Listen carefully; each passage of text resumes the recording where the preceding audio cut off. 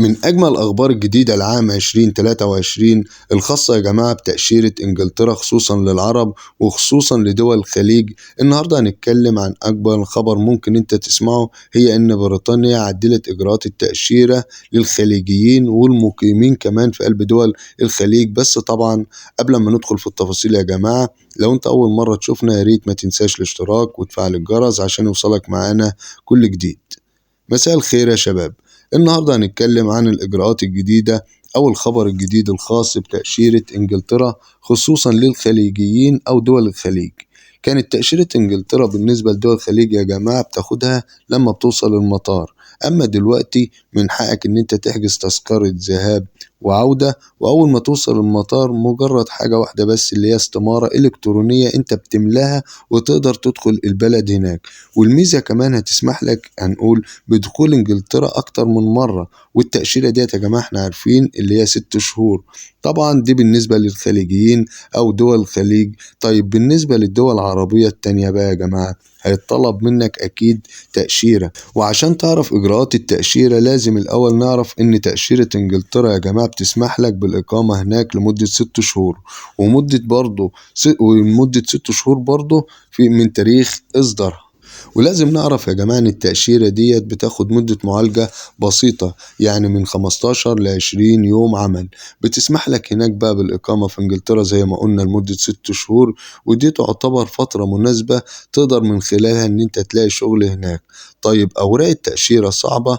لا يا جماعة، تعتبر أوراق تأشيرة إنجلترا سهلة وبسيطة ومش محتاجة كمان منك مقابلة في قلب السفارة. دي طريقة التقديم يا جماعة. كل اللي عليك تقدر تحجز ميعاد في مكتب TLS، وطبعا المكتب هياخد منك عمولة، والعمولة ديت يا جماعة يعني بتساوي بالمصري 580 جنيه مصري، يعني في حدود 20 دولار. بعد كده انت بتملأ الابليكيشن اللي هو الخاص بالتأشيرة وتدفع تمن التأشيرة $130.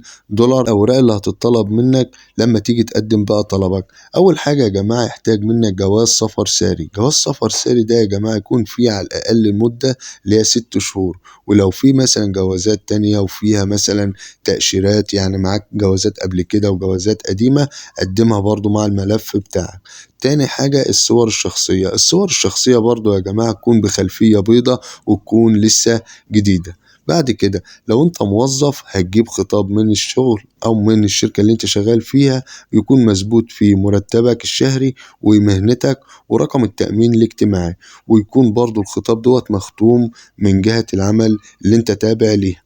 اما لو انت صاحب عمل مثلا حر مثلا او صاحب شركة صغيرة ومعك سجل تجاري وبطاقة ضريبية تقدر تقدم فيها، بس السجل التجاري يا جماعة يا ريت يكون قديم عشان برضه تدعم الورق بتاعك، ما يقولش ده لسه عامله اليومين دول عشان التأشيرة.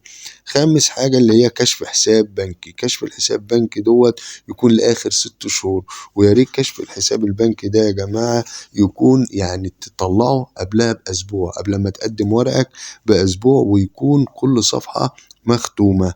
بعد كده يحتاج منك تذكرة طيران ذهاب وعودة، ودي تقدر تعملها من على موقع سكاي سكينر، ودي أسهل موقع لحجز تذاكر الطيران. بعد كده اللي هو الحجز الفندقي. الحجز الفندقي يا جماعة ديت هنقول تقدر تعمله من على موقع booking.com، وده يعتبر أسهل موقع تحجز من عليه. بعد كده بتترجم كل الأوراق اللي احنا اتكلمنا عنها ديت للغة الإنجليزية، ويكون في مكتب معتمد من السفارة، يعني ما تروحش مكتب بقى تاني أو مكتب ترجمة مثلا مش معتمد من السفارة وتقول أروح أترجم الأوراق هناك يا جماعة. لا، لازم أن يكون المكتب معتمد من السفارة، وتقدر عادي تسأل في قلب السفارة وتعرف إيه هي المكاتب المعتمدة لدى السفارة البريطانية في الترجمة. بعد طبعا لما تترجم كل الأوراق ديت تروح تقدم على التأشيرة، وزي ما عرفنا إن مدة معالجة التأشيرة يا جماعة مش كبيرة، يعني من 15 ل 20 يوم بيجي لك رد، وهي برضو زي نكررها ما فيهاش مقابلة عشان الناس تبقى واخدة بالها، ما فيهاش مقابلة. تأشيرة إنجلترا يا جماعة هي أوراق أنت بتقدمها، وطبعا القنصل هناك بيفتح الأوراق ديت بيفرزها، بيشوف بقى مدة الأجازة وحسابك البنكي، يعني من الآخر أوراقك هي اللي هتكشفك قدام السفارة هم هيدوك التأشيرة ولا لأ. عشان كده حاول تقدم كل أوراقك تكون يعني صحيحة، ما تجيبليش بقى ورقة مزورة من بره وتقول مثلا أنا هكبر في قلب حساب البنكي، أو مثلا إن أنت تكبر في قلب الأجازة وتلاقي الحاجة طبعا مش متناسبة مع بعضها. دي حاجات برضو خدوا بالكم منها. كل حاجة خاصة بتأشيرة إنجلترا يا جماعة، تأشيرة سهلة، أوراقها سهلة، مش محتاجة منك غير إن أنت تظبط ورقك، ما فيهاش مقابلة. بكررها تاني، مدة التأشيرة 6 شهور، تمن التأشيرة يعتبر مناسب، $130 تقدر تقدم عليها عادي، ما تقلقش من أي حاجة. وتقدر إن أنت تاخد التأشيرة ديت وتبحث عن عمل هناك في قلب البلد. أتمنى التوفيق للجميع بإذن الله، ولو في أي استفسار يا ريت الناس تسيبوه لنا في قلب التعليقات، وأنا في أقرب فرصة هرد عليكم، وشكرا لكم.